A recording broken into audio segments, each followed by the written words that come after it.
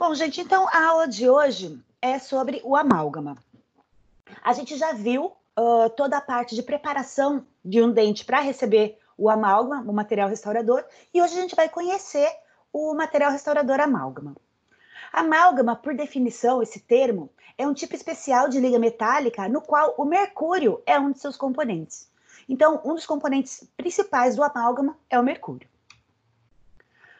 As restaurações de amálgama de prata, elas apresentam um excelente desempenho clínico. Aqui a gente está vendo restaurações com 4, 9, 16, 24 anos. A gente tem relatos de restaurações que duram 40 anos. Então, o sucesso clínico, o desempenho clínico do amálgama é indiscutível, né? Ele é um material que funciona bem. Entretanto, ele tem alguns problemas e isso está fazendo com que a gente tenha uma diminuição da utilização do amálgama atualmente. O amálgama ele é indicado para restaurações de dentes posteriores. Tá? Em dentes anteriores, há anos atrás, a gente ainda fazia aquelas restaurações de classe 1, atrás dos incisivos, né? Mas hoje não faz mais sentido. Com o desempenho que a gente tem com a resina composta, amálgama em dente anterior já não faz mais sentido. Ele vai ser utilizado, então, em dentes posteriores, né? Cavidades de classe 1, de classe 2, de classe 5 também ele pode ser utilizado, né? Para restaurações de, especialmente cavidades de lesões cariosas, né? Para lesões de abfração, para lesões cervicais não cariosas, o amálgama não é um bom material. Mas para lesões cariosas, né? Cavidades de cárie que podem estar presentes na cervical de dentes posteriores, o amálgama pode ser uma opção também.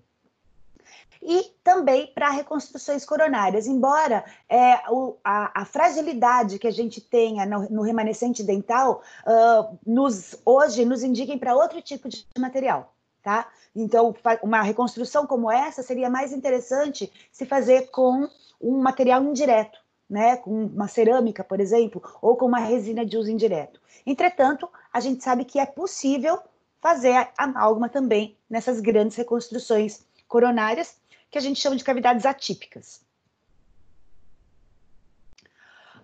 Como eu mostrei para vocês, o amálgama vai ser indicado na restauração de dentes anteriores, mas, além da indicação específica no dente, a gente tem algumas situações em que o amálgama vai ter uma indicação especial, né? Especialmente para pacientes de alto risco, pacientes especiais no qual a técnica restauradora pode se tornar extremamente difícil, a gente tem que fazer contenção, né? Pacientes que têm paralisia cerebral, por exemplo. Então, situações em que a gente tem uma dificuldade técnica muito grande. A resina composta, se eu não puder fazer um isolamento absoluto adequado, é um material que vai falhar com certeza. Sempre. Então, fiz restauração de resina, não usei isolamento absoluto, entrou um pouquinho de umidade, falhou a restauração. O amálgama já não tem essa característica tão acentuada, né? Então, na impossibilidade do isolamento absoluto, o amálgama vai funcionar melhor do que a resina composta. A gente tem algumas situações em que o material que está disponível no serviço público, se a gente tem resina composta de baixa qualidade disponível no serviço público, por exemplo, é muito melhor que a gente utilize o amálgama, porque ele tem uma característica excelente em relação à durabilidade. Com relação aos pacientes de alto risco, aqui eu também quero fazer uma ressalva. Todo paciente de alto risco de desenvolvimento de cárie, ele precisa ser tratado para que ele deixe de ser alto risco. Então, gente, essa aqui é uma indicação relativa, tá? Porque a restauração definitiva, utilizando qualquer tipo de material, tem que ser feita em um paciente adequado. E se você fez todos os procedimentos, se você ensinou seu paciente a escovar o dente adequadamente, se você ensinou que uma quantidade grande de açúcar, com muita frequência, gera possibilidade de desenvolvimento de cárie, a gente tem a possibilidade de transformar esse paciente de alto risco num paciente de baixo risco, né? Que ele tenha uma adesão ao tratamento e aí a gente possa executar as restaurações com melhor qualidade, tá? Então, a característica do paciente vai ser fundamental também na decisão se a gente vai utilizar amálgama ou resina para um dente posterior, por exemplo. Mas a característica mais importante é essa daqui. Se eu não consigo isolar, resina não é um bom material para mim.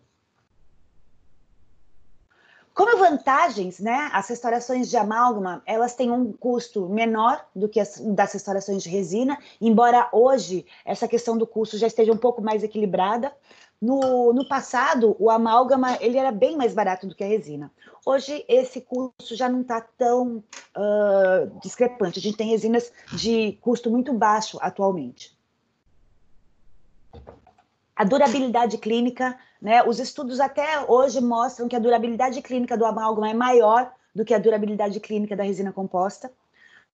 Ele tem, uma vez que você saiba manipular, ele é mais fácil de manipular que a resina composta, né? A técnica é mais simples também. Não temos uma técnica adesiva, aplicação do sistema adesivo, tratamento do substrato que existe para a resina composta. Eu estou fazendo um paralelo entre esses dois materiais, porque para restaurações diretas são essas duas opções que eu tenho. Ele suporta muito bem as tensões mastigatórias e tem uma boa tolerância biológica. Tudo isso daqui, ó, suportar bem as tensões mastigatórias, ter boa tolerância biológica e grande durabilidade está relacionado com a aplicação adequada do material. Se eu sei aplicar, eu consigo fazer restaurações excelentes. Se eu não sei aplicar, eu não faço restaurações adequadas. Aqui, só para vocês observarem, uma comparação em anos da durabilidade de restaurações de amálgama e de restaurações de resina.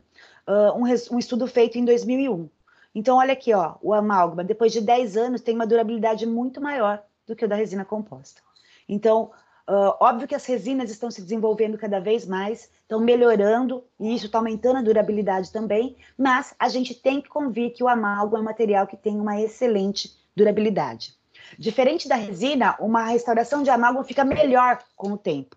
A resina ela vai entrando num processo de degradação e vai só piorando ao longo do tempo. O amálgama não, ele tem a possibilidade de melhorar com o tempo. Por quê?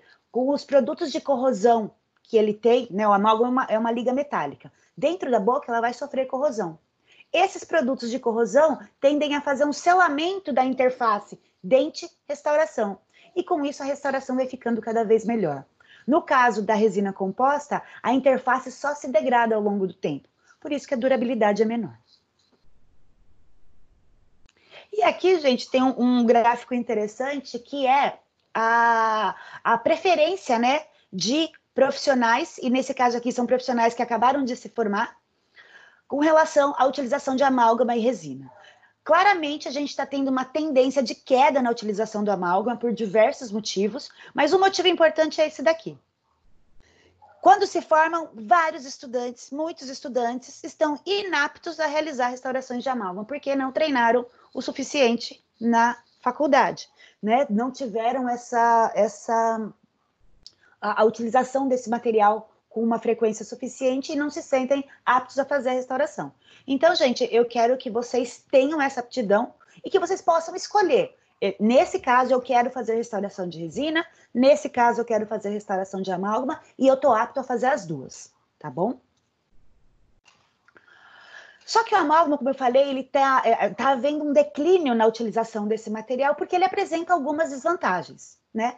A primeira delas é um preparo cavitário não conservador. Isso a gente viu muito bem na aula retrasada. Para eu fazer um preparo para amálgama dental que tenha uma retenção adequada, que tenha forma de contorno, forma de retenção, formas de resistência adequados, eu vou precisar fazer um desgaste maior de tecido dental sadio, né? Para que eu faça um preparo retentivo.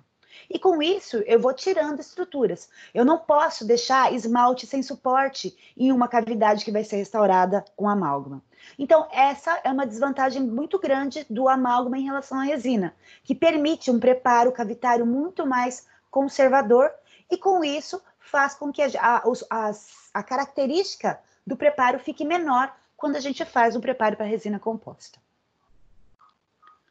Além disso, o amálgama é um material friável, né? Ele fratura com facilidade se ele for submetido a uma flexão. E ele não tem adesão à estrutura dental.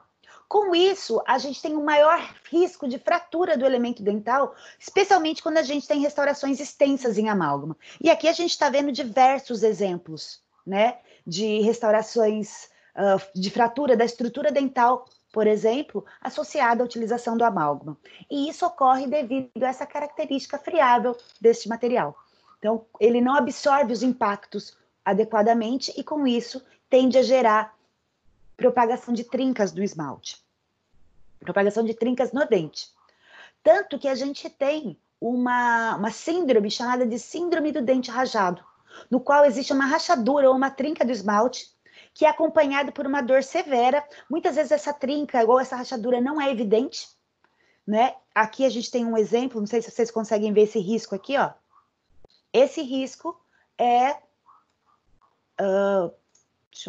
esse risco aqui é uma trinca, né? Toda essa parte do dente foi perdida e a presença dessa restauração aqui pode ter sido um dos motivos. Então, essa característica do amálgama de ser friável favorece a fratura da estrutura dental. E isso é uma crítica muito grande que se tem para o amálgama dental. Aqui, gente, eu achei um vídeo bem interessante sobre o diagnóstico e o tratamento de dentes que apresentam a síndrome do dente rachado. Essa síndrome do dente trincado ou rachado, ela pode acontecer com ou sem envolvimento da polpa. Se tem envolvimento da polpa, ela pode ter uma trinca no meio, como esse caso aqui. Nesse caso aqui, o paciente perdeu o dente. O dente quebrou no meio e ele vai ter que ser extraído. Existem algumas situações em que essa fratura chega na polpa e a gente precisa fazer o tratamento endodôntico, e tem algumas situações que a trinca fica restrita à dentina, aí o que a gente precisa fazer é substituir a restauração e colocar um material que tenha adesão, para melhorar essa situação. Então, o que acontece é que durante a mastigação, a gente tem uma dor muito grande associada a esses dentes trincados. E muitas vezes essa trinca não está nem visível. E aqui está o link, tá? Vai estar lá para vocês. Quem quiser dar uma olhadinha depois, para entender mais sobre essa síndrome, pode pegar o vídeo. Uma outra desvantagem que está cada vez mais evidente é a questão da restrição estética nos padrões nacionais. Hoje, a maioria dos pacientes não quer mais utilizar amálgama, né? Então, eles pedem para que se faça restaurações estéticas e, com isso, o uso do amálgama também vem decaindo. Em dentes anteriores, assim, fica bem evidente, né, a questão estética. Mas, gente, em dentes posteriores, a gente, né, a gente tende a dizer que, assim, não existe uma aparência muito... Desde que você mostre... no sorriso habitual, a gente não consegue ver restaurações de amálgama no dente posterior. Só em situações como essa, que a pessoa abre a boca, mas isso não é o habitual, e alguém tira uma foto exatamente assim, tá? Nesse ângulo aqui que deu para ver a restauração, mas isso não é o habitual. E por causa disso, normalmente em pré-molares, a gente tem evitado, especialmente essas MOD que tem um volume maior, a gente tem evitado a execução de restaurações em amálgama nessa situação. Então, gente, vamos guardar o amálgama para as regiões mais posteriores, onde eu preciso de mais resistência e aonde o amálgama vai funcionar melhor, tá? Nos pré-molares, especialmente se a gente tem uma abertura grande, né, do preparo, o amálgama pode fazer um efeito de cunha e, com isso, ajudar na fratura do dente. Um outro problema é a questão da toxicidade do mercúrio. Não há dúvida de que o mercúrio é um metal tóxico, né? Mas a gente tem que pensar muito bem e ponderar muito bem essa questão da toxicidade do mercúrio. Mais para frente na aula a gente vai discutir isso. Eu não estou dizendo só que o mercúrio que está no amálgama não é um mercúrio que vai causar problemas para a saúde, como a gente vai ver mais para frente. Mas o mercúrio que está no amálgama, ele pode, né, durante a remoção das restaurações, por exemplo, contaminar o meio ambiente. E esse é o maior problema que a gente está enfrentando hoje, ponderando todos os problemas relacionados ao amálgama, tá? Então, gente, vamos conhecer as ligas para amálgama. Primeiramente, as ligas para amálgama, elas vão ser compostas basicamente por 4 elementos: prata, estanho, cobre e zinco. A prata é o principal componente da liga. Ele corresponde a 60% a 74% da liga e é responsável pela formação da matriz do amálgama. A prata reage com o mercúrio e deixa uma massa plástica que a gente pode condensar na estrutura dental. Então, ela reage com o mercúrio, fica plástico, fica maleável, a gente consegue mexer, né? E ela vai cristalizar posteriormente. O estanho é um componente importante da liga porque ele facilita a amalgamação, ele retarda o tempo de endurecimento. Se fosse só prata, a gente tinha um endurecimento muito rápido. Entretanto, ele causa alguns problemas, como aumento da corrosão, diminuição da resistência, diminuição da dureza. Ele está na liga em uma quantidade de mais ou menos 6 a 29%, podendo ser um pouco menos nas ligas mais atuais. E ele é um componente que a gente precisa prestar atenção. Já vou falar para vocês por quê. Um outro componente presente na liga é o cobre. Ele está na concentração de 0 a 6%, ou chegando a 30% da massa da liga, depende do tipo de amálgama. Hoje, a gente só tem amálgama com uma grande quantidade de cobre. Então, esse 0 aqui, ó, é para amálgamas do passado, ligas para amálgama do passado. Atualmente, todas as ligas que a gente tem disponíveis no mercado têm uma grande quantidade de cobre. E esse cobre é extremamente importante para aumentar a dureza, aumentar a resistência, diminuir o escoamento. Todos os problemas que o estanho causava, o cobre ajuda a resolver. Tá? O processo de mistura dessa liga mudou com a presença do cobre, e com isso a gente tem um amálgama diferente, um amálgama melhor. Um outro componente que pode estar presente na liga, e esse pode ou não estar presente, é o zinco. Ele é utilizado durante o processo de fabricação. Opa! Deixa eu voltar aqui. Ele é utilizado durante o processo de fabricação para melhorar as características da liga. Quando a gente está preparando o amálgama, ele aumenta a plasticidade do amálgama, deixa o amálgama um pouquinho mais fácil de trabalhar, deixa o amálgama resultante mais durável. Então, ele aumenta a resistência à corrosão do amálgama. Entretanto, ele tem um problema muito sério, que é a ocorrência de expansão tardia se ele for contaminado por umidade. Então, o amálgama que contém zinco, né? Para dizer que o amálgama contém zinco, ele tem que ter 1% de zinco. Ou não tem nada, ou tem 1% a 2% de zinco. Se ele tiver zinco na composição dele, a gente tem que tomar muito cuidado com isso, né? Que durante a execução da restauração, se ela for contaminada por umidade, ela vai sofrer uma expansão muito grande. Essa expansão pode chegar a 400 micrômetros, é uma expansão bastante grande. E aí o dente começa a doer de 3 a 5 dias após a inserção do amálgama. A restauração começa a expandir, expandir, expandir, porque a gente tem a produção desse gás hidrogênio aqui, né? O zinco reage com a água, formando um gás hidrogênio e óxido de zinco. Esse gás hidrogênio aqui começa a pressionar a massa de amálgama e essa massa de amálgama começa a pressionar o dente. Pode gerar fratura, pode gerar dor. A dor é muito frequente e aumenta a corrosão do material também. E aí a gente precisa substituir a restauração imediatamente se acontecer isso. A expansão tardia só acontece se a gente contaminar durante a colocação do amálgama na cavidade, por causa de um isolamento absoluto deficiente, ou no passado, quando não se usava luva, se o operador tocasse o amálgama sem luva, a umidade da mão poderia fazer com que essa reação acontecesse. Isso daqui também não é mais uma realidade, a gente não encosta no amálgama, a gente sabe que o amálgama, enquanto ele não cristalizou, enquanto ele não tomou presa ainda, ele não deve ser tocado, porque ele tem mercúrio presente ali, né, e o mercúrio ainda não reagiu com os outros componentes, então nunca se deve tocar o amálgama sem luvas. E aí, gente, a gente tem a classificação das ligas quanto ao conteúdo de cobre, como eu falei para vocês. A questão do cobre, inicialmente os amálgamas tinham uma quantidade de cobre muito pequena, de 0 a 6%. Com os estudos, foi se observando que se aumentasse a quantidade de cobre, a gente melhorava as propriedades mecânicas. Aí foi criado esse amálgama de fase dispersa, e hoje a gente só tem o amálgama de composição única. Eu vou mostrar os três para vocês, só para vocês saberem que existe, mas hoje a gente só vai utilizar esse de composição única. E é importante que você conheça a história para você ver como esse material evoluiu.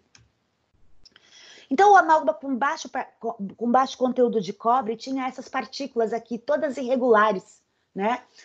As partículas eram obtidas por um processo de moagem, de usinagem.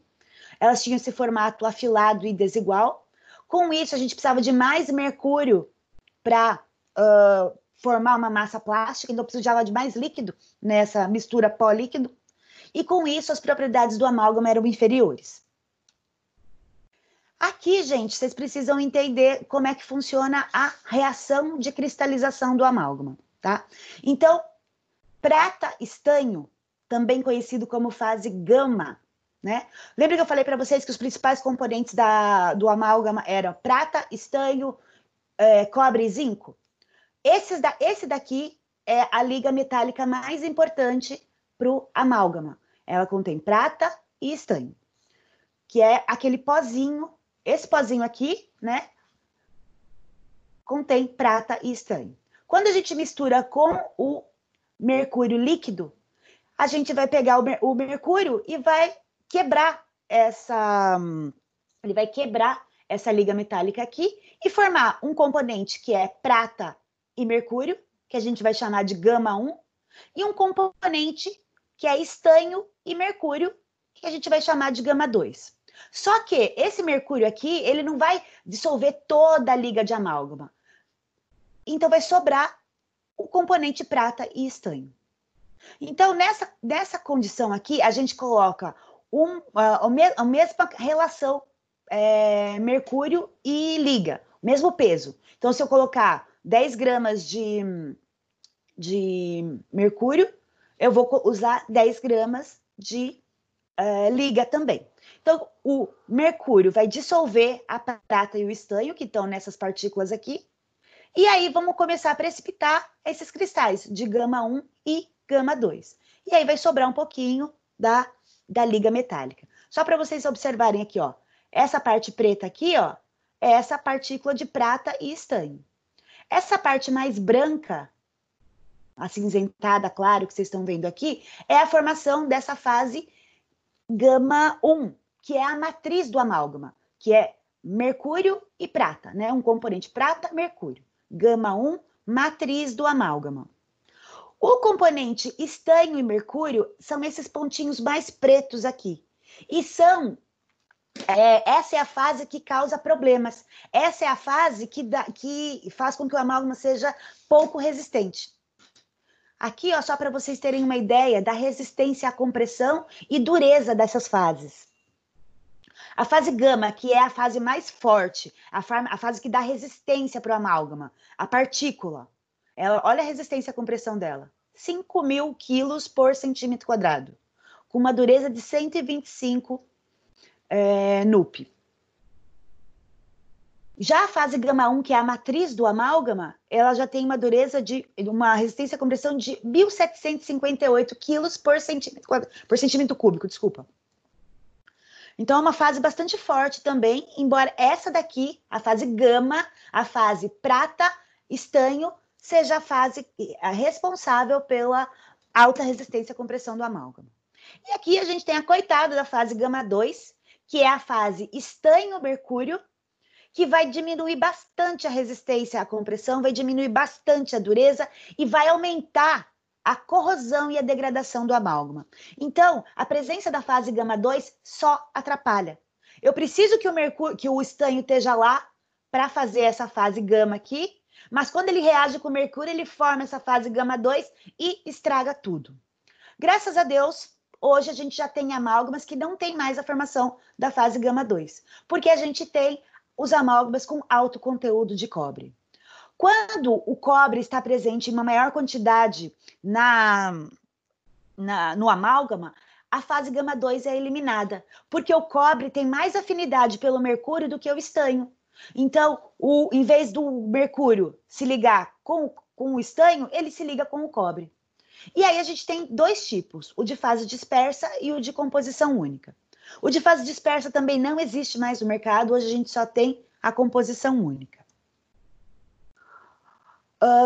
O amálgama de fase dispersa, o que ele fazia? Ele misturava aquelas partículas de pó de amálgama com baixo conteúdo de cobre com outro tipo de partículas que era formado por outro tipo de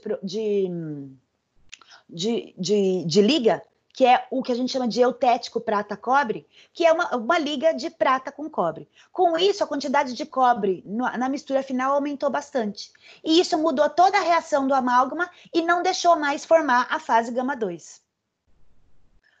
O amálgama evoluiu ainda e hoje o que a gente tem é isso. Todas as partículas são formadas por prata, cobre, estanho. É uma liga só, de composição única, prata, cobre, estanho. As partículas são atomizadas, né? Então, são todas redondinhas assim, porque elas são formadas através do processo de atomização. Então, esse formato esférico faz com que a gente precise de menos mercúrio para promover a obtenção de uma massa plástica para a gente colocar no dente. Então, eu preciso de menos mercúrio. O mercúrio que tem vai reagir com a prata e com o cobre e não vai ter a formação da fase gama 2. Isso vai gerar um amálgama com uma resistência muito maior. Professora? Oi? Posso fazer uma pergunta? Claro. Você comentou agora há pouco que é o zinco que é responsável pela aquela expansão, que muitas vezes tem que trocar a amálgama? Sim. Ah, beleza, obrigado. Tá bom. O zinco é o que é expansão tardia que fala, que acontece quando você tem umidade, né, durante o processo de condensação do amálgama. Tá certo, obrigado. Tá joia. Gente, hoje em dia, essa aula de amálgama ficou muito mais fácil. Vocês não têm ideia da aula que eu tive e da aula que eu tô dando para vocês. Porque tudo que era complicado saiu fora, né? Hoje a gente tem 2 tipos de amálgama no mercado. Esse daqui da SDI, não, esse é da SDI e esse, acho que também, na verdade, os 2 da SDI.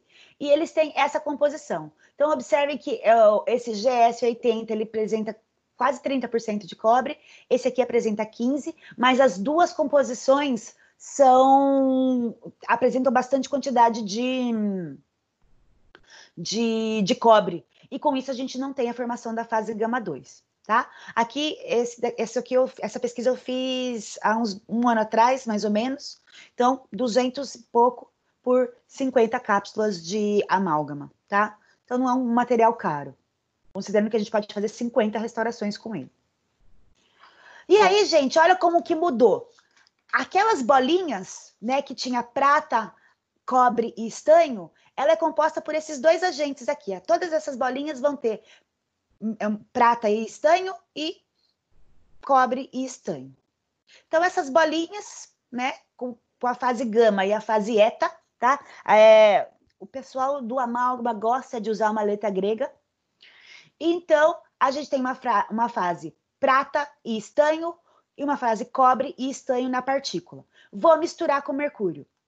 E aí, a gente vai ter a formação da matriz do amálgama, o mesmo gama 1 que acontecia lá no amálgama com baixo conteúdo de cobre, só que agora, em vez do cobre, do estanho reagir do mercúrio reagir com o estanho, o mercúrio reage com a prata e o cobre reage com o estanho. Então, como eles dois têm mais afinidade, o cobre e o estanho formam uma outra fase, e essa fase dá mais resistência para o amálgama, tá? Então, isso faz com que a gente tenha uma amálgama com uma propriedade muito melhor. A fase ruim, a fase gama 2, a fase estanho mercúrio, desapareceu.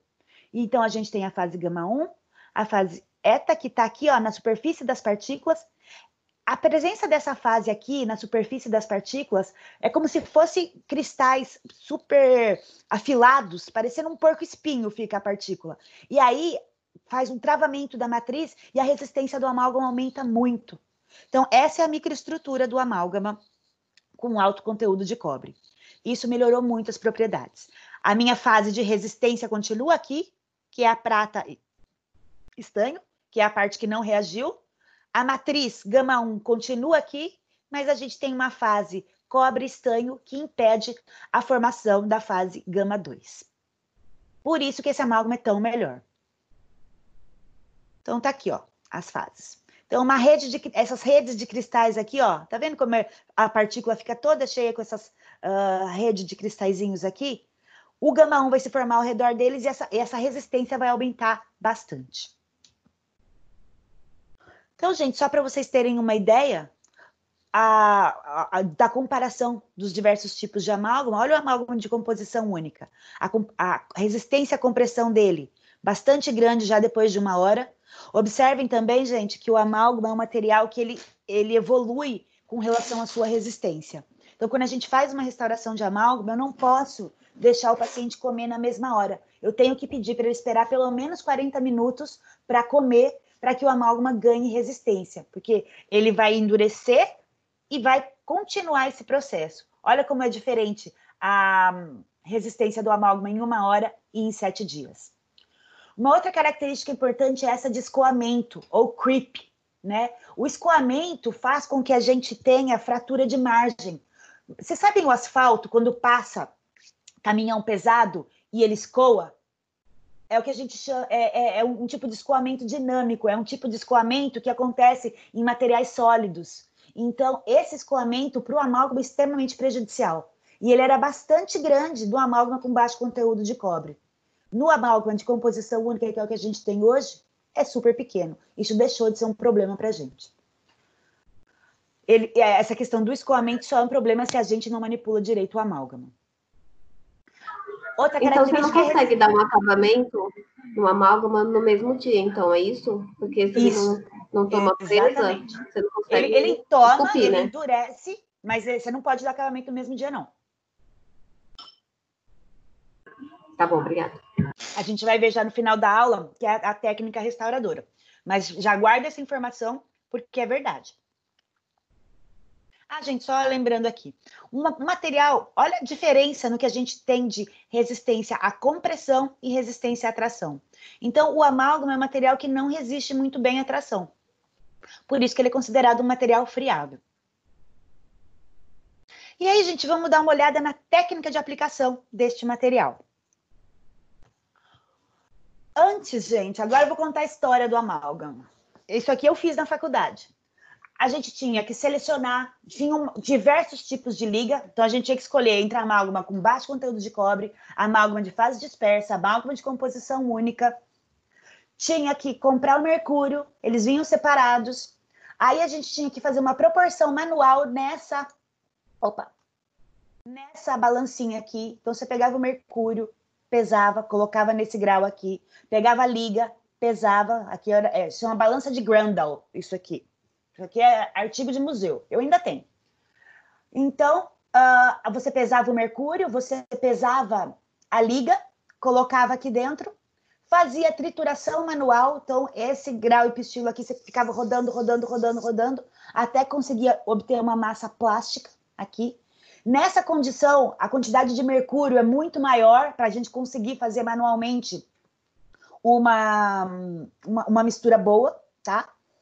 Depois que você fazia isso, como você teve que colocar mais mercúrio para fazer a mistura, você tinha que colocar nesse pano, que é uma camurça, e torcer para tirar o excesso de mercúrio.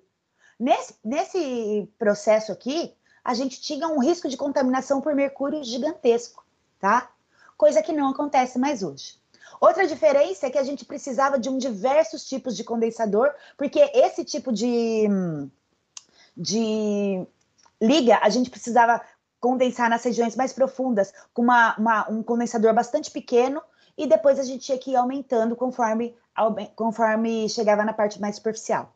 Isso não precisa mais acontecer, tá? Hoje a gente só usa um médio e é suficiente, porque o amálgama com alto conteúdo de cobre, de fase de composição única, não precisa de uma pressão de condensação tão grande quanto esse amálgama aqui precisava. Além disso, nessa parte de condensação, a gente precisava também tirar excesso de mercúrio, o que não acontece mais hoje também. Aí, a parte restauradora, né? O amálgama era então inserido na cavidade, condensado, realização da brunidura, escultura, brunidura após escultura e acabamento.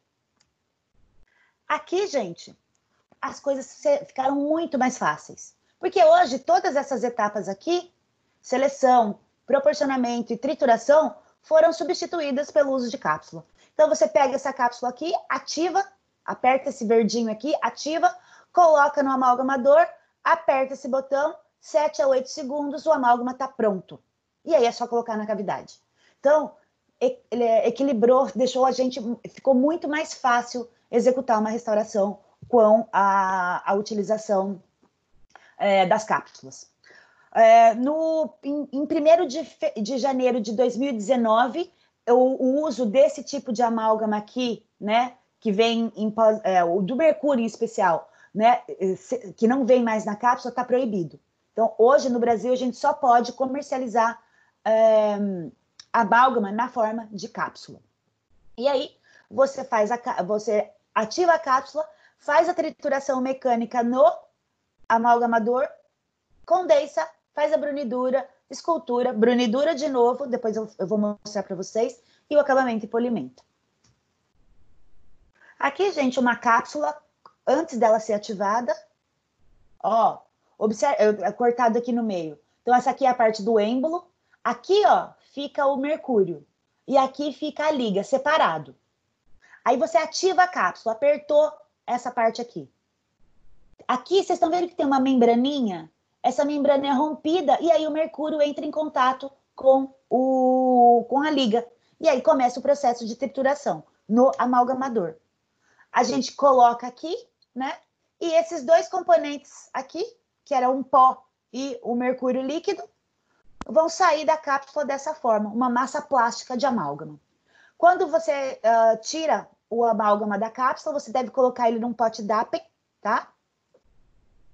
E aí, com a utilização desse porta-amálgama, que pode ser metálico ou de plástico, desde que ele seja autoclavável, você vai pegar com o porta-amálgama e inserir na cavidade.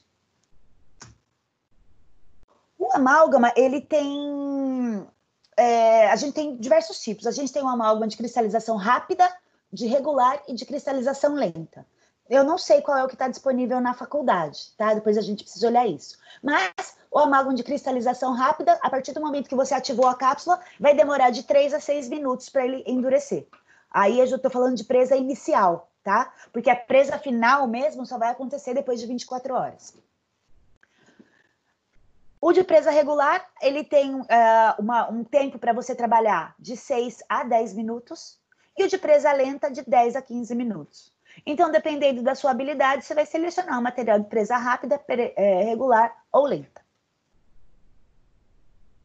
E aí, uma vez que você inseriu o amálgama na cavidade, você tem que fazer a condensação. A inserção do amálgama na cavidade ela é feita em porções, não vai colocar tudo de uma vez. Então, você coloca uma porção, condensa aquela porção, assegura que você vai compactar a mistura. Então, essa condensação tem que ser com uma força grande, tá? Não é de levinho, você tem que condensar mesmo o amálgama. Com isso, a gente vai reduzir a presença de poros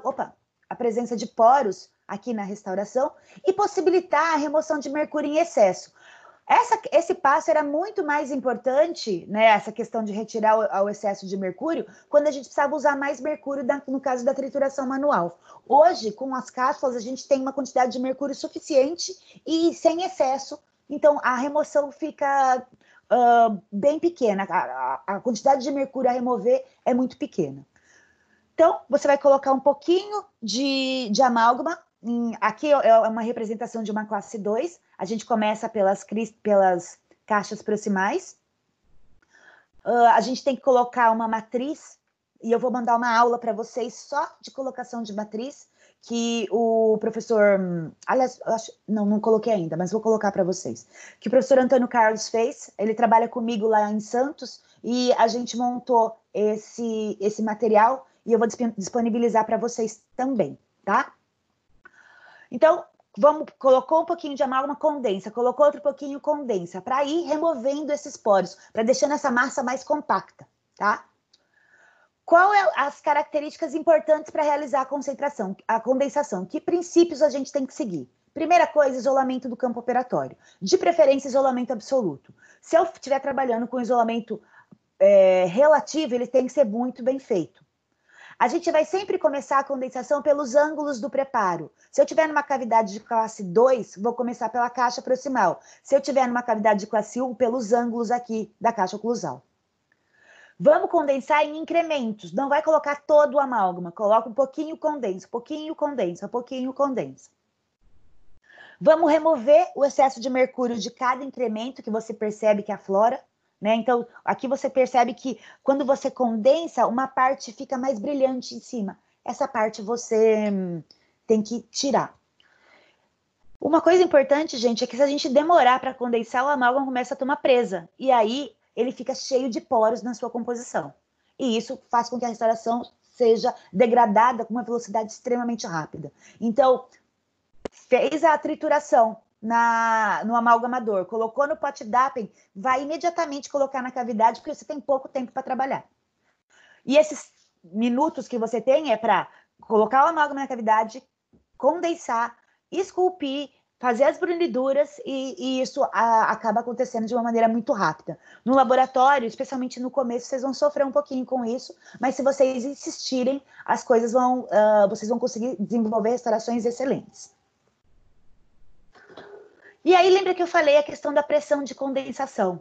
Aquelas limalhas que tinham característica irregular, que é o amálgama de baixo conteúdo de cobre e o amálgama de fase dispersa, precisavam utilizar uma pontativa do maior para o menor diâmetro. Né? Então, a gente começava com o maior e ia terminando com o menor. Hoje, a gente não precisa disso, porque as ligas que têm partículas esféricas são muito mais fáceis de condensar, então a gente só escolhe um condensador de grande diâmetro e adapta a liga nas paredes do preparo.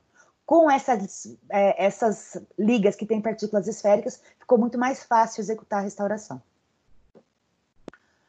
A gente vai, então, preencher as cavidades em excesso, tá? Mas tem que ir até aqui em cima, a gente vai preencher ela mais do que precisa, porque depois a gente vai ter que esculpir esse amálgama. Então, preencheu aqui tudo, e aí a gente vai começar o processo de escultura. A ideia é remover, porque quando a gente condensa, a gente está aflorando o mercúrio na parte superficial. Então, se eu preencho a cavidade em excesso, eu aflorei o mercúrio na parte superficial e logo vou esculpir, eu tiro essa camada de amálgama que tem muito mercúrio. E aí a gente vai fazer a brunidura, que vai utilizar brunidura ou brunimento. E aí a gente vai fazer essa brunidura em duas etapas. Uma primeira, pré-escultura. Então, eu terminei a condensação, preenchi em excesso, vou passar o brunidor para alisar essa superfície e adaptar o material às paredes do dente. Além disso, quando eu faço esse procedimento, eu removo o excesso de mercúrio, que aflorou na condensação do amálgama. Então, faço esse procedimento, passo o brunidor. Aqui a gente tem diversos tipos de brunidor. Para a brunidura pré-escultura, esse daqui é o melhor, porque ele é maior, tá? Então, passa esse daqui. E aí, a gente tem outros exemplos de brunidor que a gente também vai utilizar na pós-escultura. Então, preenchi a minha cavidade em excesso, condensei o amálgama, preenchi em excesso, fiz a brunidura pré-escultura. Aí eu entro na fase de escultura, no qual eu vou refazer a anatomia dentária. E aqui, gente, eu preciso que vocês lembrem da anatomia dentária. Se vocês não lembram, eu estou dando anatomia dental esse ano para o primeiro ano. Então, quem quiser, eu posso disponibilizar as aulas que eu estou dando online para eles, para que vocês lembrem essa questão da anatomia, porque vai ser muito importante. O Renan vai falar com vocês sobre, relembrar um pouco de anatomia, mas falar agora das relações oclusais, que a gente vai ter que prestar atenção nesses dentes. E aí a gente vai refazer a anatomia dental. Aqui, um exemplo de uma grande reconstrução em um molar inferior. E aí a gente vai utilizar diversos instrumentos para isso. O mais comum é o Hollenbeck, esculpidor Hollenbeck. A gente também tem esse equipamento, esse instrumental aqui chamado discoide cleoide. Eu acho ele fantástico para fazer sulco. Ele tem essa parte arredondadinha, parece um triângulo, e essa aqui é arredondadinha, por isso que ele chama discoide cleoide. Então, para a escultura, ele funciona muito bem. Esse aqui, instrumental, ele chama Fran. né? São os instrumentais de Fran, que também servem para utilização na escultura do amálgama. A sonda exploradora, ela pode auxiliar, tá? Ela funciona também, especialmente se eu quero evidenciar o sulco. Uma coisa interessante nas cavidades de classe 2, na restauração dessas cavidades, é que eu vou colocar a matriz metálica aqui, né? Depois eu vou ensinar vocês a colocar essa matriz. Aí, quando você condensa o amálgama, você passa a sonda exploradora nessa região aqui. Quando você passa, você forma uma crista martidal arredondada. Se você esquece de passar a sonda aqui, a crista fica quadrada e fica mais difícil de fazer o acabamento. Ela não fica com uma boa relação com o dente vizinho, tá? Então, sempre que tiver fazendo a escultura do amálgama na parte proximal, passar a sonda exploradora aqui, ó, nessa região.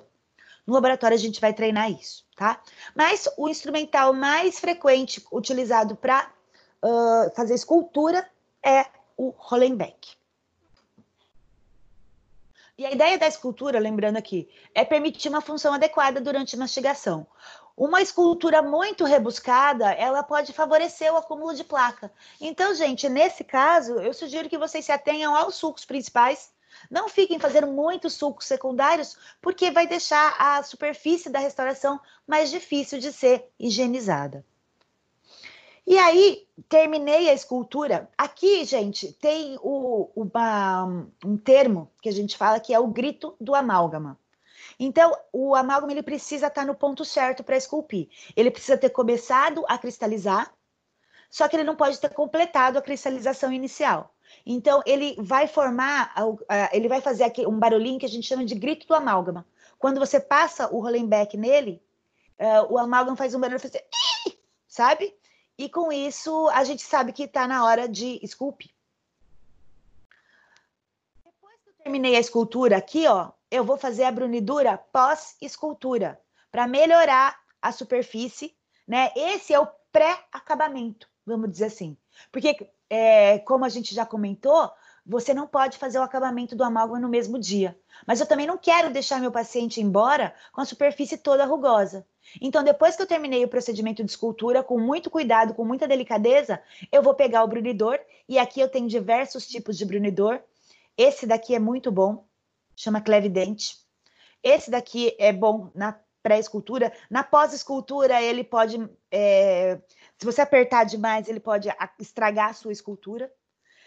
E esse daqui também, ó, para a região de sulco, uma parte arredondada, esse aqui também tem uma parte arredondada. Então, esses brunidores, esse daqui e esse daqui, vão funcionar muito bem para pós-escultura, tá? Então, depois que eu fiz o procedimento de escultura, eu vou fazer a brunidura pós-escultura, para dar uma superfície mais lisa e homogênea e favorecer a adaptação do material nas paredes do dente, especialmente na parte superficial, no ângulo cavo superficial, tá? Então, não se esqueçam desse procedimento, porque neste dia eu não vou poder fazer acabamento e polimento. Então, fizemos a escultura, fizemos uma brunidura pós-escultura, e aí vamos para o acabamento e polimento. O objetivo do acabamento e polimento é diminuir a rugosidade superficial. Olha aqui como fica uma restauração depois que eu finalizo. Olha a característica rugosa que ela tem. Mesmo fazendo a brunidura pós-escultura, a textura de superfície não fica tão boa. Eu preciso fazer o acabamento e polimento, mas ele não pode ser feito no mesmo dia. Porque quando o amálgama está endurecido para você fazer a escultura, ele não está endurecido para o paciente mastigar. Então, a gente tem que esperar pelo menos 1 hora para o paciente poder comer e pelo menos 24 horas para poder fazer o acabamento da restauração. Pode ser 24 horas, pode ser 7 dias, desde que seja mais do que 24 horas. O objetivo, então, vai ser diminuir a rugosidade superficial, aumentar a resistência à corrosão e ao manchamento, diminuir a retenção de placa bacteriana e regularizar as margens da restauração. Então, o acabamento e polimento para a restauração de amálgama é fundamental, mas ele tem que ser feito depois. E aí, a gente vai utilizar no acabamento pontas multilaminadas e depois borrachas abrasivas. Nesse momento, eu vou utilizar, no caso do polimento, abrasivos em ordem decrescente, o mais rugoso primeiro e o mais fininho depois. Evitar a produção de calor, e eu vou evitar fazendo pressão intermitente, então você encosta e tira, faz o polimento úmido, deixa ter água aqui, para que você realize o polimento. E essa pressão intermitente. Essa pressão intermitente, gente, vai valer para o uso do baixa rotação, para o uso do alta rotação. É encostar e tirar. Porque tudo que eu encosto e deixo muito tempo girando aqui, vai gerar um desgaste maior e produção de calor. Eu não posso ter produção de calor, porque nessa situação eu posso ter evaporação de vapores de mercúrio. E isso pode ser tóxico, tá? Então, se eu não tiver produção de calor, o amálgama está estável. E aí, para o acabamento, eu vou utilizar essas brocas multilaminadas. É um kit específico para isso. Vem essas 6 broquinhas aqui e vocês vão utilizar especificamente e única e exclusivamente para fazer acabamento de amálgama, tá? Nessa questão da utilização dessas pontas multilaminadas, dessas brocas multilaminadas, vocês precisam passar essa broca até o acabamento ficar perfeito, tá? O polimento, ele só vai dar brilho na superfície. O acabamento, que é a fase mais importante, que a gente vai ajustar algum defeito de margem que possa ter, algum defeito de escultura que possa ter, a gente pode consertar com a utilização dessas brocas. Então, passa aqui. E aí a gente entra na fase de polimento. Observem aqui, gente, isso aqui, ó, é antes de eu passar a primeira borracha abrasiva. Então, olha como é que termina a restauração depois que eu passo as minhas brocas multilaminadas. Ela fica dessa forma. Já tem um brilho superficial bem maior do que o que tinha antes do acabamento. E aí a gente vai finalizar isso com a utilização dessas borrachas abrasivas. Sempre nessa ordem. Marrom, verde, azul. Marrom, verde, azul. Aqui, gente, são borrachas com abrasivo impregnado nelas. Então, quando você vai fazer o acabamento, começou com essa daqui e terminou de utilizá-la, lava bem o preparo para tirar qualquer resquício do abrasivo que tem nessa ponta. Porque se você passar para outra sem limpar, as pedrinhas desse abrasivo que estão aqui não vão deixar o polimento melhorar. Então, sempre que você passa de uma borracha para outra, você tem que lavar o preparo, lavar a restauração. Então, passou a marrom, a verde, a azul, e aí a gente tem a finalização da restauração. A gente tem um material chamado Amalgloss, que também pode ser utilizado como polimento final, mas essas 3 aqui são suficientes para gerar um bom polimento. E aí, pessoal, eu quero fazer algumas considerações clínicas com vocês. O amálgama hoje a gente tem, considerando que está a realidade clínica do que está acontecendo, o amálgama tem sido muito mais presente para substituir do que para fazer. Então, as pessoas têm muito mais substituído restaurações de amálgama do que feito restaurações de amálgama. E as principais causas de falha das restaurações de amálgama, em primeiro lugar, cárie secundária. Em segundo, fratura marginal, fratura do corpo do material, fratura do dente e, em muitos casos, decisão do dentista. Questão estética e o dentista mesmo que toma essa decisão e em restaurações que muitas vezes poderiam ficar. Quero discutir isso aqui com vocês porque para mim é um assunto importante, uma vez que tem muita gente sendo muito invasivo na substituição das restaurações. Então, gente, ó, nessa restauração, por exemplo, a gente vê problema de margem. Aqui, provavelmente aqui, na foto é mais difícil de ver, mas a gente pode ter a infiltração e a presença de cárie aqui. Então, a gente vai ter que identificar muito bem se a gente tem um motivo real para substituir a restauração. E vamos entender por que essas falhas acontecem, né? No caso da cárie secundária, por que ela acontece? Porque o dentista falhou na orientação do paciente. Porque o paciente falhou na higiene oral. Porque a restauração foi feita e se a restauração foi feita e o dentista fez todo o trabalho dele orientando o paciente fez a parte dele escovando o dente, a gente não teria cárie secundária, tá?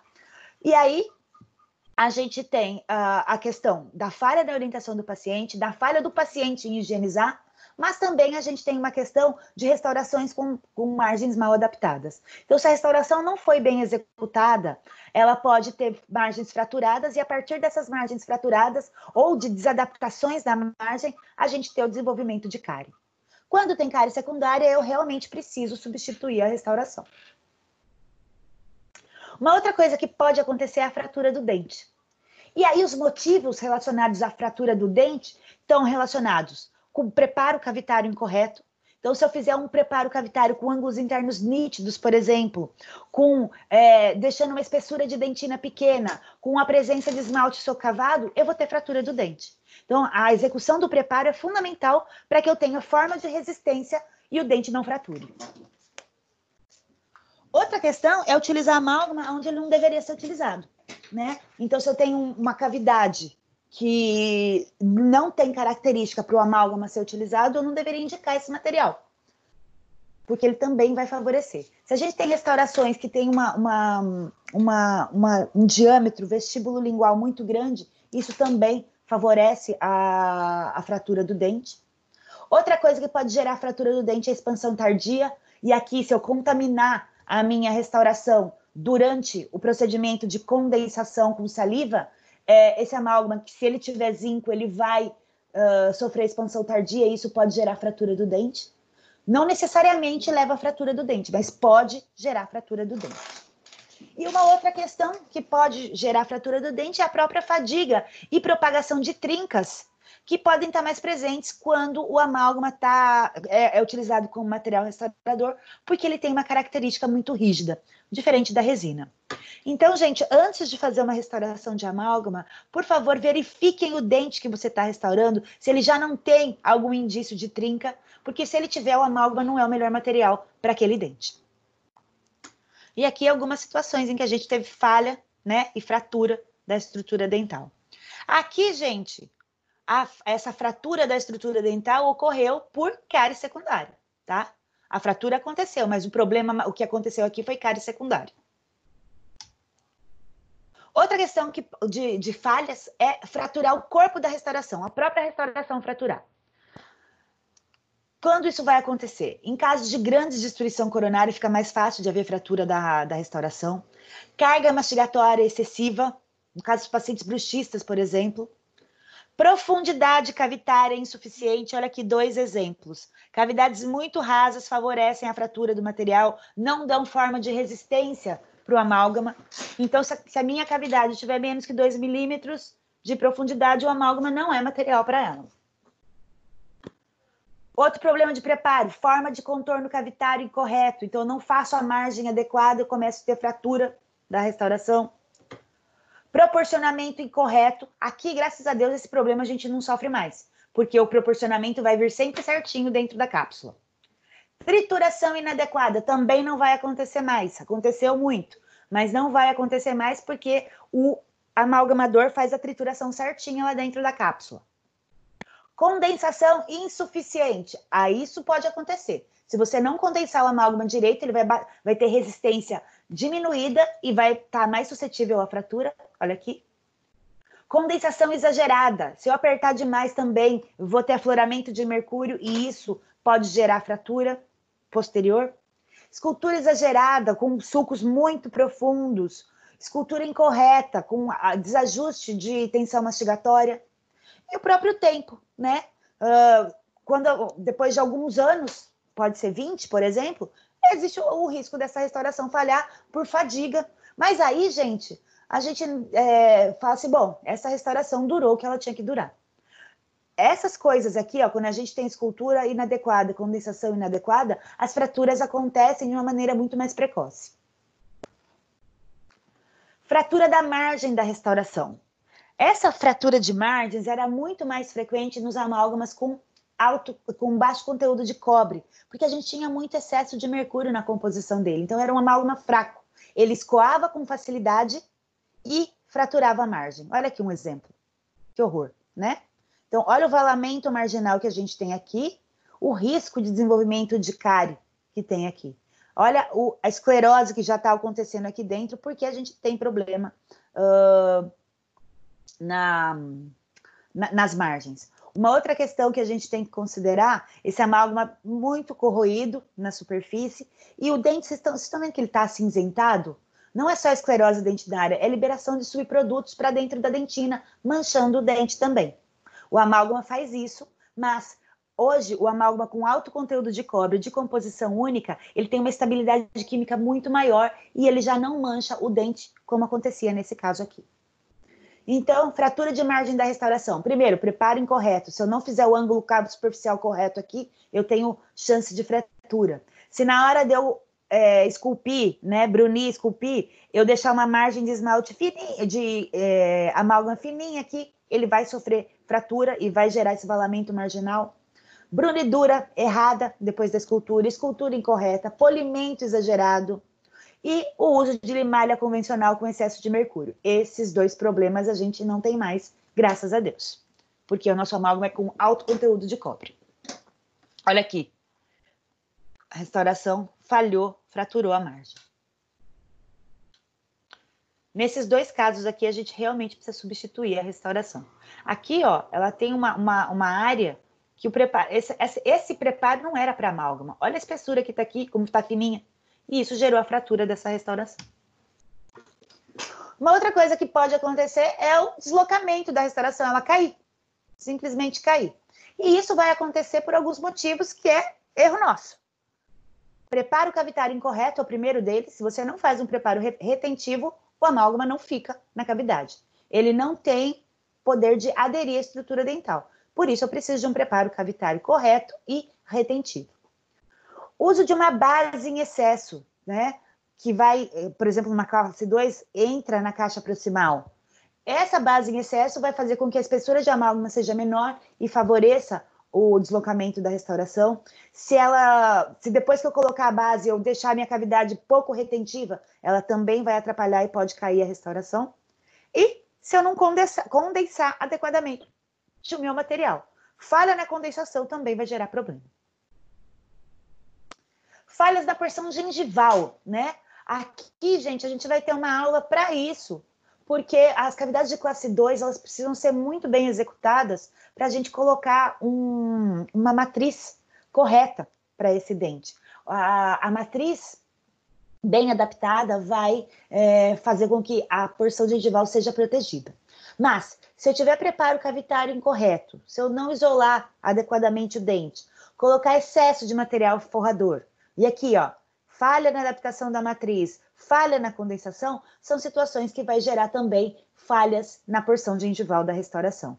E essas falhas na porção gengival vão acarretar em problemas periodontais. Então, isso aqui não pode acontecer. E aí, gente, eu falei para vocês muito em decisão do dentista. Aqui, a gente está vendo algumas restaurações de amálgama. Essas restaurações, na opinião de vocês, estão bem, estão bonitas? Não, né? Estão muito degradadas, tem a margem com problemas, mas isso não significa uma degradação da superfície, porque é um material metálico que sofreu corrosão.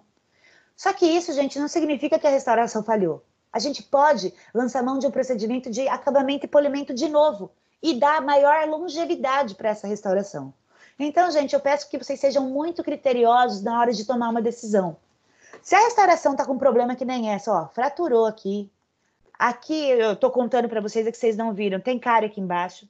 Aqui, ó, não fizeram a curva reversa de Hollenbeck direito, ó, fraturou a margem. Então, aqui a gente tem um monte de problemas que justificam a execução, a troca dessas restaurações. Essa restauração tem uma largura grande também, que favorece a fratura dessa cúspide, por exemplo. Então, utilizar um material adesivo é mais legal. Agora, um dente posterior que está quieto lá, fazer o acabamento e polimento e fazer com que essa restauração dure mais é uma atitude preventiva que vai deixar essa polpa muito mais protegida do que se você sair trocando restaurações à torta e à direito. Lembrando que o procedimento de preparo cavitário e o procedimento restaurador, por si só, são extremamente agressivos para a polpa. Aqui, gente, olha o exemplo dessa restauração. Esse aqui é um exemplo que você coloca restauração de amálgama na internet, aparece isso daqui. Olha essa restauração, que perfeita que ela estava. Olha o que fizeram. Para que trocar isso daqui? Para mim não faz sentido nenhum, tá? Então a gente tem muitos exemplos, olha, não tá tão boa a imagem aqui, mas é que na internet tem uma enxurrada de antes e depois de restaurações de amálgama perfeitamente adaptadas, restaurações boas, que foram substituídas em nome da estética. E aí, gente, em nome da estética, eu acho que a gente tem que pensar direitinho se vale a pena, considerando o custo biológico que isso tem, tá? Não estou dizendo que não é para substituir restauração de amálgama, é sim, você pode. Não estou dizendo que a questão estética não é um problema a se considerar, é sim. Mas, quando a gente está falando de segundo molar superior, por exemplo, e vem o paciente querer trocar uma restauração que está bem por motivos estéticos, pensa bem. Pensa se você vai conseguir fazer um isolamento absoluto perfeito. Pensa se você vai conseguir fazer um procedimento adesivo perfeito. No semestre que vem, vocês vão ver o quanto é difícil fazer um procedimento adesivo perfeito, tá? Então, eu quero só que vocês sempre ponderem da real necessidade de trocar ou não uma restauração.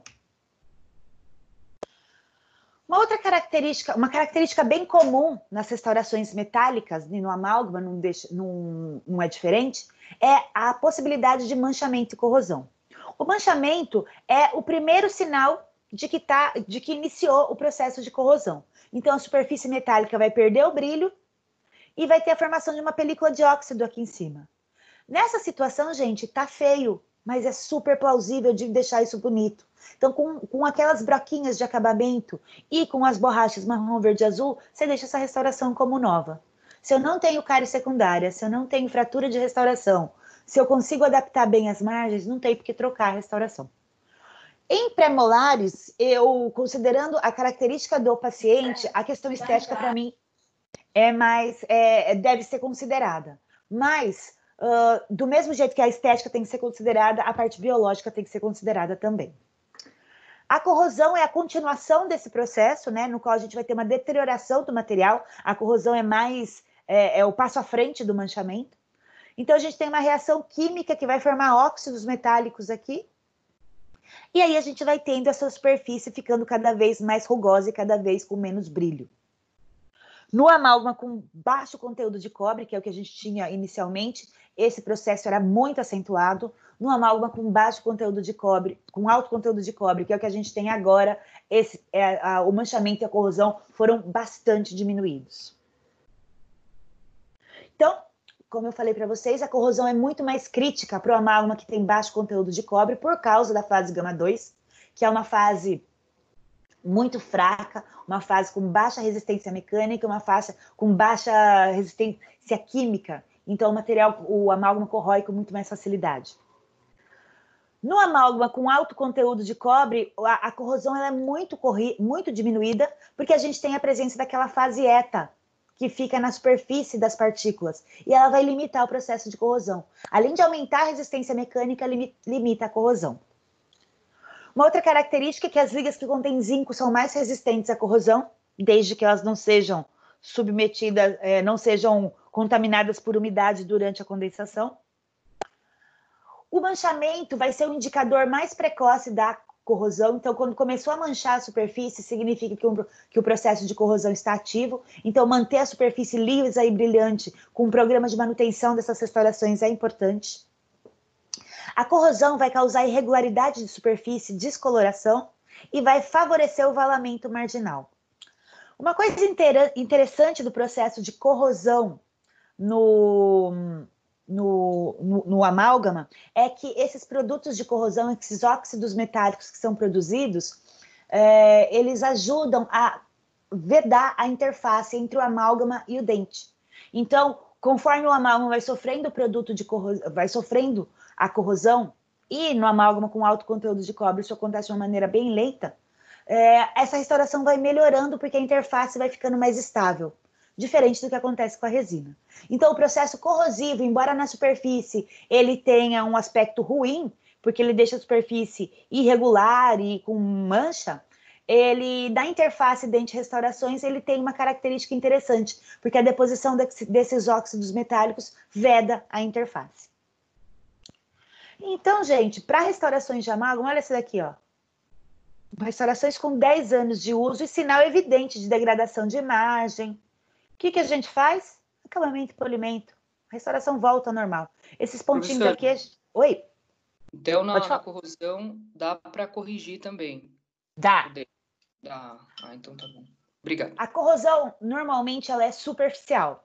Só que, se você fez uma restauração mal condensada, ela pode... E aí, o líquido, a saliva, tem acesso esse amálgama fica mais permeável, esse processo corrosivo vai ficar mais estendido, tá? Mas, de uma maneira geral, a corrosão é superficial e que você consegue tirar e deixar a superfície brilhante e nova de novo. O problema é que, com o tempo, você vai perdendo estrutura. E aí chega uma hora que você tem que substituir a restauração mesmo. Mas, nessa situação aqui, ó, um polimento resolveu e essa restauração está pronta para durar mais 10 anos.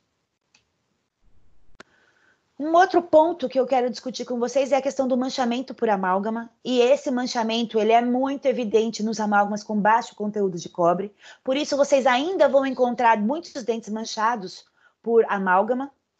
Nessa condição aqui, era importante utilizar um agente de vedação para a dentina, que eram os vernizes cavitários. Então, nessa situação aqui, quando a gente tinha esse tipo de amálgama, era importante utilizar o verniz.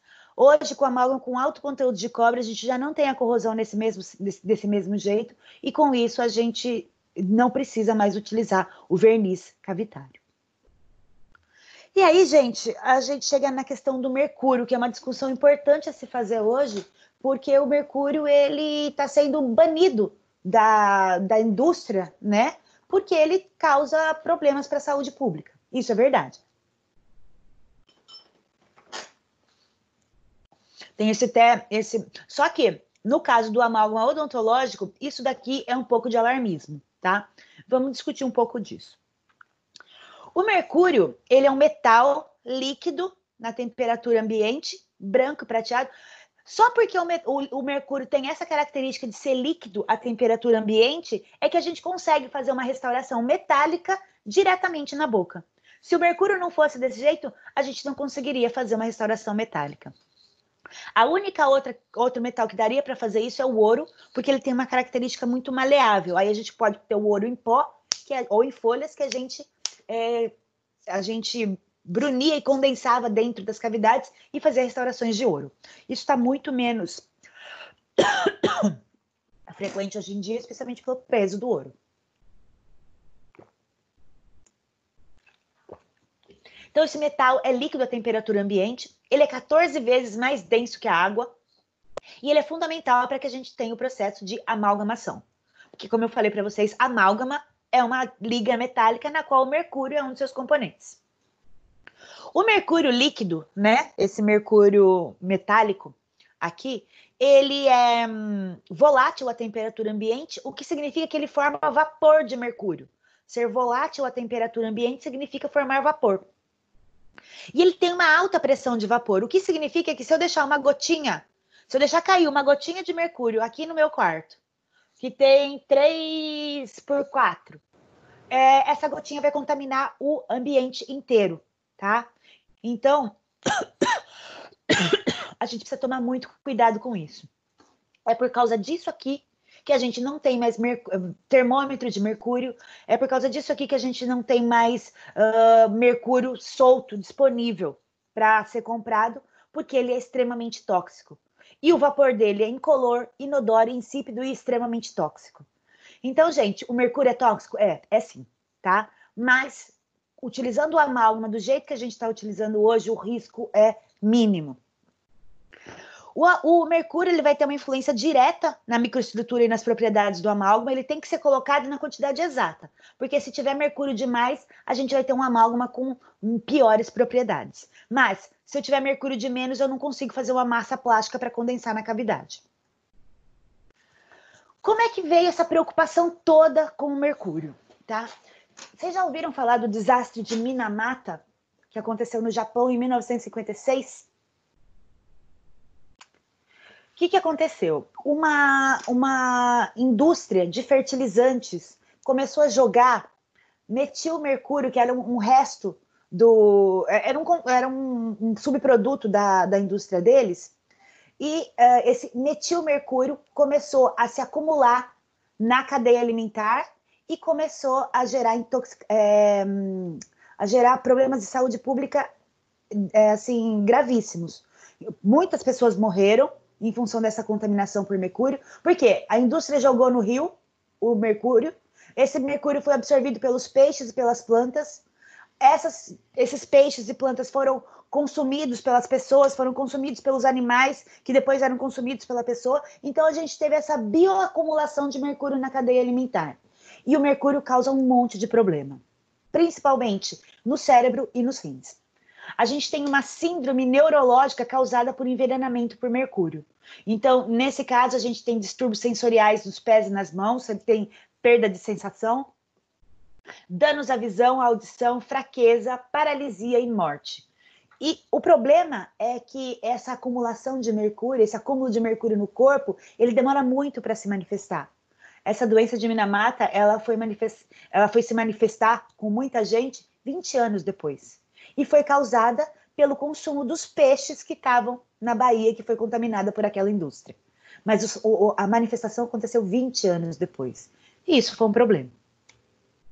E, gente, só uma coisa importante. Observem que é metilmercúrio. O mercúrio, ele pode ser encontrado na natureza de diversas formas. Na forma de mercúrio metálico, que é esse que a gente utiliza na odontologia, que é líquido. Na forma de mercúrio inorgânico, que é o mercúrio na forma de sais, tá? E o mercúrio orgânico, que é o metilmercúrio, que é muito presente, esteve muito presente na indústria de pesticidas, e a absorção dele é extremamente grande, especialmente rápida. Por isso ele é mais tóxico. E aí, gente, olha, só para vocês compararem a taxa de absorção do mercúrio metálico, que é o que a gente usa no amálgama, e o mercúrio orgânico, que é o que causou os grandes problemas com o mercúrio, tá? Então, gente, na odontologia, a utilização do mercúrio é extremamente segura, considerando as formas de aplicação que a gente tem hoje, especialmente com o uso das cápsulas de amálgama. Para a gente saber se a gente tá, como é que está o nosso nível de intoxicação com mercúrio, a gente pode fazer um teste de urina. E aí, o limite de tolerância é de 30 microgramas por litro. O limite de tolerância de mercúrio no ar é de 50 microgramas por milímetro cúbico. Se a gente derrubasse um vidrinho daquele de mercúrio no consultório, a gente contaminava o ar com certeza. Nos laboratórios de odontologia de antigamente, que a gente usava esse mercúrio solto, né, e fazia a trituração manual do amálgama, a gente tinha risco de contaminação. Hoje não acontece mais. Considerando a toxicidade do mercúrio que a gente utiliza na odontologia, para o paciente, o único risco que ele pode ter é risco de se ele tiver alergia, tá? As restaurações de amálgama são perfeitamente seguras, embora tenha gente que fale que eles confundem o mercúrio com o metilmercúrio, e são coisas diferentes. Com relação ao risco, para o dentista e auxiliar, é um risco que é um pouco maior, porque o paciente vai ser submetido à restauração uma vez só. O dentista vai fazer restauração todo dia. E por isso a gente teria risco de intoxicação. Com o uso das cápsulas, isso diminuiu muito, tá? Só para contar uma curiosidade para vocês. Quando eu era criança, meus pais são dentistas, eu falei para vocês. Eu ia no consultório e eu pegava escondido o vidrinho de mercúrio e ficava brincando, porque é uma delícia encostar nesse material, ele é super denso, é um líquido. O meu sonho da vida era nadar numa piscina de mercúrio. Eu não tinha a mínima ideia do risco que eu estava correndo, mexendo naquele material, e eu sempre que ia ao consultório, eu fazia isso, mas escondido da minha mãe. Olha o risco.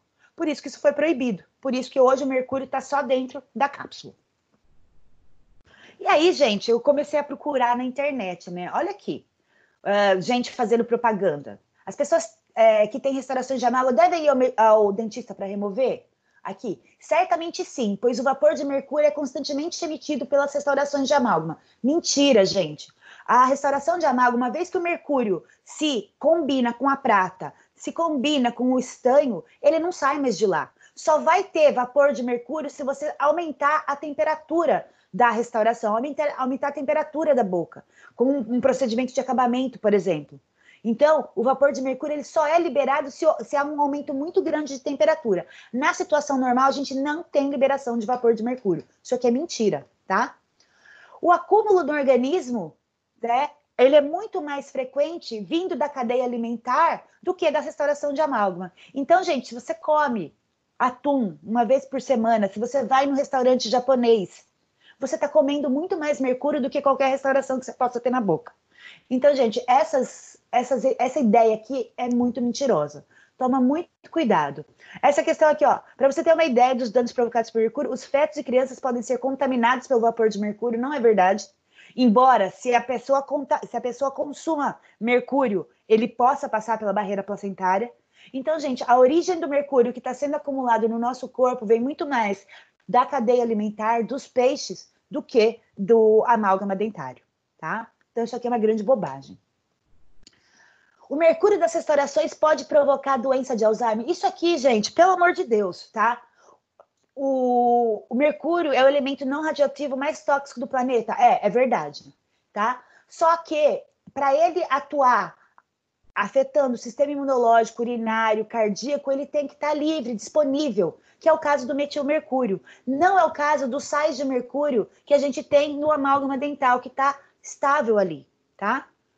Esses estudos em animais, né, mostraram que o mercúrio promoveu deterioração de células nervosas e da mesma forma que ocorre na doença de Alzheimer. Então, gente, estudo em animal, eles não fizeram restaurações de amálgama nos animais, eles administraram mercúrio para os animais.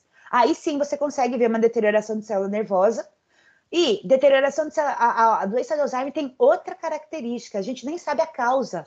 Então, fazer essa relação é muito perigoso e é uma grande mentira. Tomem cuidado com as coisas que vocês leem na internet, tá? Então, gente, é importante lembrar que o amálgama, embora ele tenha mercúrio na sua composição e o mercúrio livre, eles não são a mesma coisa. O produto é tóxico e, embora esse produto seja tóxico, né? E exige a adoção de protocolos de proteção para o paciente, para o profissional e meio ambiente. Isso aqui sim é verdade. Porque o mercúrio, antes dele virar amálgama, quando ele está lá na cápsula ainda, quando ele está lá no vidrinho, ele pode contaminar as pessoas e aí sim a gente pode ter problema, tá? Com relação ao amálgama, depois que ele é misturado, depois que ele é cristalizado, ele só vai liberar mercúrio se ele for aquecido. Então, na hora de polir as restaurações e na hora de remover as restaurações, a gente tem que tomar bastante cuidado para não inalar vapor de mercúrio, tá? Para isso, a gente vai utilizar tanto o polimento quanto a remoção da restauração com bastante refrigeração e barreiras de proteção, tá? Então, que cuidados a gente vai ter que ter? Primeira coisa, seleção do material cápsula, né? E vamos manter o amálgama e o mercúrio longe de fontes de calor. No consultório é importante que ele seja bem ventilado, que se porventura aparecer vapor de mercúrio, ele seja eliminado, né? Tem uma ventilação boa. Filtros de ar nos aparelhos de ar-condicionado. E o uso de equipamentos de proteção, né? Intensa refrigeração e máscara, quando do polimento ou da remoção do amálgama, vai ajudar bastante. Usar roupa de trabalho exclusivamente no consultório. E isso aqui vale não só para essa contaminação de mercúrio, mas como para contaminação biológica, né? O consultório é um ambiente extremamente contaminado e a gente deve evitar pegar roupas de trabalho e ir para casa, né? Contaminar sua casa com ela. Não deitar na sua cama com a sua roupa de consultório. Nunca tocar no mercúrio. Agora vai ficar cada vez mais difícil, porque ele está preso lá dentro da cápsula, tá? Mas não fazer igual eu fazia. E aí, gente, esses cuidados aqui, a grande problema do mercúrio hoje, do amálgama, tá com relação ao descarte dos resíduos, tá? Então, quando a gente está fazendo restaurações de amálgama no consultório ou removendo restaurações de amálgama, quando a gente está fazendo o que sobrar, né, lá naquele pote Dappen, eu fiz o amálgama, fiz a restauração e sobrou um pouquinho. Como é que a gente vai descartar isso daí? Então, primeiro a gente vai armazenar, né, no consultório com um vidro, um pote impermeável, que pode ser plástico ou de vidro, mas se for de vidro, tomar muito cuidado, porque se ele quebrar, ele vai causar contaminação. Então, é melhor que seja um pote inquebrável, um pote de plástico, com uma boca larga que seja hermeticamente fechado. Tipo um vidro de maionese, tá? Nesse vidro de maionese, você vai colocar água e enxofre ou fixador. A solução do fixador de radiografias, coloca um pouquinho de água, um pouquinho de fixador e deixa esse pote em local de baixa temperatura, sem estar exposto à luz solar direta, tá? E aí você vai juntando e com o tempo você envia para reciclagem. O grande problema que a gente tem no Brasil hoje é onde fazer essa reciclagem. A legislação ela é ambígua. a gente fica... a responsabilidade de quem? É do dentista? É do fabricante do amálgama? Então, o que a gente tem, a ideia, né, a teoria, é que se tenha um programa de logística reversa que obriga o fabricante a coletar e descartar esse material, ainda seria o ideal, mas ainda é incipiente no Brasil. O mercúrio, ele causa risco tanto químico quanto biológico, porque ele causa problemas. A regulamentação que a gente tem hoje para o uso e descarte do mercúrio é baseada na Lei Nacional de Resíduos Sólidos, que estabelece uma responsabilidade compartilhada da sociedade em relação ao descarte de resíduos. Então, o cirurgião dentista e a equipe têm responsabilidade e os produtores também são responsáveis. Aqui tem um link do documento do CRO dizendo como é que isso deve se processar, tá? Vocês podem acessar depois. Aí eu fui pesquisar o que as empresas fazem. A DFL já nem está produzindo mais, tá? A SDI, que é a principal fabricante de amálgama hoje, está implementando esse sistema de logística reversa, e a gente tem alguns serviços de reciclagem, e aí mediante pagamento. Esses daqui eu encontrei na internet já faz algum tempo, eu não sei se eles ainda estão disponíveis, tá? Mas de qualquer maneira, a gente não pode jogar isso fora de uma maneira inadvertida, porque o amálgama vai contaminar o meio ambiente. A norma reguladora 7, que vai exigir o monitoramento dos trabalhadores expostos ao mercúrio e também do ambiente de trabalho. Então, o que se permite é 40 microgramas de mercúrio por metro cúbico de ar para uma jornada semanal de até 48 horas. O índice biológico permitido, o limite máximo para a presença de mercúrio no organismo, através de testes com sangue, é de 35 microgramas por grama de creatinina, e nos trabalhadores expostos, e na população em geral não exposta, 5 microgramas por grama de creatinina. Então, se você for fazer um exame de sangue, esses são os valores de referência. O mercúrio, gente, o problema está mais em termos de risco ocupacional. Os garimpeiros, por exemplo, têm um risco ocupacional enorme com a utilização de mercúrio. Porém, com o dentista, esse risco é bastante reduzido. Mas, em função de todo aquele problema, né, existe uma tendência hoje de não utilização de mercúrio, e aí a gente tem essa Convenção de Minamata, que prevê a redução e a eliminação do uso de mercúrio para os próximos anos, tá? E aí, as recomendações que essa convenção fez sobre o amálgama. Até por causa dessa convenção que hoje a gente não tem mais os mercúrio, os equipamentos como termômetros à base de mercúrio, por exemplo. Então, o que ele fala sobre o amálgama? Que a gente deve investir em medidas preventivas para a cárie dental para que a gente não tenha que utilizar tantas restaurações. Que a gente tem um objetivo nacional de minimizar o uso do amálgama, e isso está acontecendo, especialmente porque ele vem sendo substituído gradativamente pela resina. A resina está se desenvolvendo e está possibilitando uma substituição adequada do amálgama.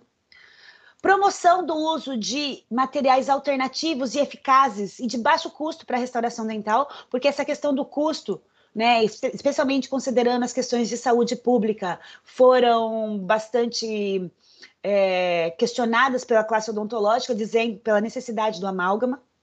Eles sugerem pesquisa e desenvolvimento de novos materiais para substituir o amálgama, educação dos profissionais para usar esses materiais alternativos, desencorajar as políticas que favoreçam o uso do amálgama, encorajar a política que promova o uso de material alternativo, limitar o uso do amálgama à forma encapsulada e pré-dosada. Então, gente, até a Convenção de Minamata falou que o que a gente precisa é limitar o uso do amálgama e utilizar na forma encapsulada, porque essa forma é segura, tá? Além disso, práticas ambientais adequadas em consultórios para redução da liberação do mercúrio no esgoto. Essa é uma questão que a gente deve se preocupar. De qualquer maneira, a gente tem uma tendência de utilização e alguns deputados aí já começaram a se mobilizar, né? Então, hoje, no mundo, quem que condena o uso do amálgama? A Suécia, a Noruega e a Dinamarca já proíbem o uso do amálgama desde 2008. Lá não pode utilizar. A International Academy of Oral Medicine and Toxicology também condena o uso do amálgama. A World Health Organization também a Organização Mundial da Saúde também condena o uso do amálgama. Os médicos ortomoleculares, esse eu vejo condenando bastante o uso, eles vêm pedindo para... Vários pacientes chegam, eu fui no médico ortomolecular e ele pediu para eu tirar todas as restaurações de amálgama porque eu estou com muito mercúrio, mas sempre que vem com essa ideia, eu pergunto, quanto de atum você já comeu na sua vida? Quantas vezes você vai no restaurante japonês por semana? Quanto peixe você come? Porque o mercúrio que está te contaminando está vindo daí, não está vindo da restauração de amálgama. Por aquele motivo que eu já expliquei. O mercúrio que está no amálgama, ele está conjugado com a prata e ele não é liberado, a não ser que a gente tenha uma temperatura extremamente excessiva. E aí, gente, no Brasil, esse projeto de lei de 2013 proibiu o uso de amálgama no estado do Rio de Janeiro. Ele foi aprovado em novembro de 2014 e não sei se foi revogado. E no ano de 2015, um deputado do Paraná, e aqui, gente, eu gosto de chamar a atenção. Essa moça que fez essa lei, ela é professora de Sociologia e Ciências Políticas. Eu não sei o que realmente ela entende de amálgama para ela poder estar querendo fazer esse tipo de lei. Esse cara aqui, agricultor, comerciante político. Não sei por que ele veio entrar nessa seara de proibição do uso do amálgama, sendo que ele não tem know-how, né? Nem argumentos para isso e fazer essa proibição abrupta, né? Talvez ambos tenham amigos produtores de resina. Pode ser, mas assim, existe motivo, sim. O mercúrio, ele é um problema, né? E aí esse problema, esse projeto de lei chegou a ser aprovado na Câmara, mas por pressão da classe odontológica ele foi revogado. Por quê? Nesse momento, a gente tem as resinas, o uso do amálgama está decaindo, mas ele ainda não pode ser completamente eliminado. Esse tem que ser um processo gradual, né? E as resinas têm que se desenvolver mais para que elas consigam suportar adequadamente as tensões mastigatórias e conseguir substituir o amálgama com precisão. Isso está acontecendo. Então, eu acredito que no futuro a gente realmente chegue no momento de eliminar o amálgama, mas esse momento ainda não chegou, tá? Quem diz que o amálgama odontológico é seguro? Porque aqui, gente, a gente tem muitas questões, não é o grande problema do mercúrio não é o amálgama, o grande problema do mercúrio é outro, tá? É a contaminação do ambiente. Então, a FDA, o Departamento Americano de Saúde, a American Dental Association, então todo mundo que está relacionado com a odontologia mostra que o amálgama é seguro, né? Então, hoje, a legislação brasileira, né, aquele projeto do governador, ele foi aprovado e depois retirado por pressão da classe odontológica, por todos os motivos que eu falei, e hoje o que a gente tem é isso. Desde 2019, foi publicado no Diário Oficial, fica proibido o uso de amálgama que não seja encapsulado, tá? Então, o uso do amálgama nessa forma, o uso do amálgama em cápsula, ele é perfeitamente seguro e pode ser feito de uma maneira bastante segura, tanto para o profissional quanto para o paciente.